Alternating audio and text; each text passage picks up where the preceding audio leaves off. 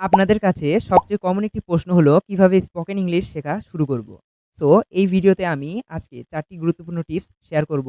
Tips number 1, vocabulary. সর্বপ্রথম vocabulary বাড়াতে হবে। কারণ আমরা যখন একটা সেন্টেন্স মেক করতে যাই তখন আমাদের ভোকাবুলারির অভাব পড়ে। আই মিন আমরা ওয়ার্ড মিনিং জানি না। টিপস নাম্বার 2, লিসেনিং অ্যান্ড শুনতে হবে এবং চর্চা করতে হবে। এজন্য তোমরা ইংরেজি কার্টুন ও মুভি দেখতে পারো। Tips number 3, think in English. আপনি এখন ভাবতে পারেন ইংরেজিতে আবার কিভাবে চিন্তা করে। যেমন আপনি এখন এই ভিডিওটি দেখছেন। আপনি বলতে পারেন আই অ্যাম ওয়াচিং ভিডিও। আমি ভিডিও দেখছি। I am reading. আমি পড়ছি।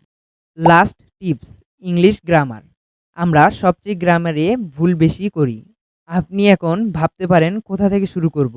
সো আপনি আমাদের সাহায্য নিতে পারেন। আমরা আমাদের ইংলিশ পারি না পেজে প্রতিদিন একটা করে vocabulary, sentence making, spoken English এবং গ্রামাটিক্যাল ইরর নিয়ে কাজ করি।